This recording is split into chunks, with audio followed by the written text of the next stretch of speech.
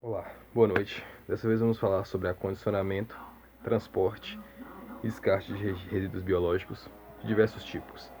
Temos um vasto e amplo, gigantesco leque de possibilidades para mencionar no que diz respeito a esse assunto.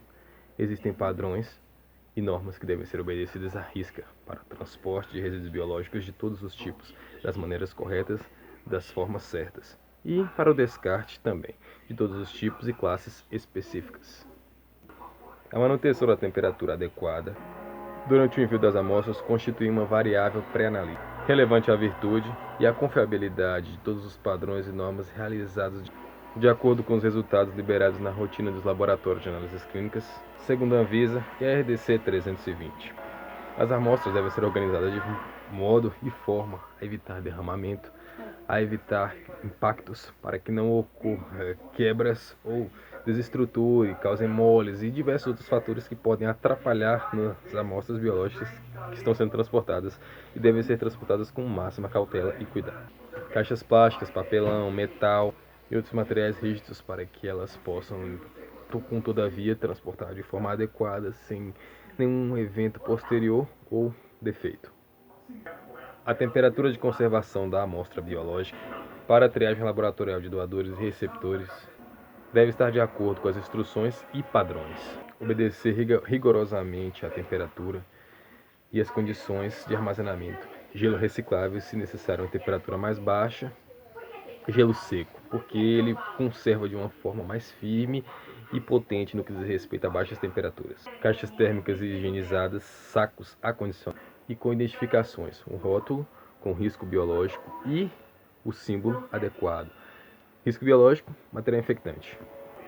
Sangue deve estar nas estantes, as grades adequadas e envolto naquele papel especial. A ordem dos tubos deve estar correta, deve ser muito importante, porque no momento que eles vão tirar e no momento que eles vão colocar, tem uma ordem que, se virar, acaba ficando da mesma forma. Parece que é ao contrário, mas é a mesma forma.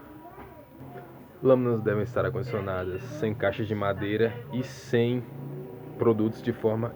Documentos e registros devem estar dentro da caixa. Alguns ficam na parte inferior, mas a depender da situação e do produto e do registro específico dentro da caixa. Agora vamos falar um pouco sobre resíduos biológicos. Os resíduos biológicos são aqueles que têm produtos biológicos que podem ou não ser um risco potencial para a saúde pública e o meio ambiente devido à presença de micro-organismos. Eles geralmente são divididos em 5 classes distintas. A classe A, que é o infectante, tem 5 subgrupos. Essa classe A são materiais em contato com líquido, cortante, perfuráveis, e essa classe A não pode ser reutilizável de forma nenhuma, nem para alimentação animal.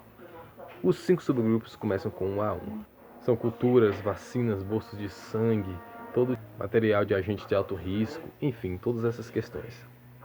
A2, carcaças de animais, peças anatômicas de animais, vísceras de animais, todos os tipos de experimentos laboratoriais necessários. A3, peças anatômicas humanas e tudo que for relativo com experimentos humanos e dentro da área laboratorial e medicina hospitalar. A4, sobra de materiais laboratoriais em geral. E A5, materiais contaminados com prions, que são proteína infectante. Esse grupo A deve ser colhido no máximo 24 horas, não pode ser reutilizado de forma nenhuma e geralmente são condicionados em sacos brancos ou vermelhos.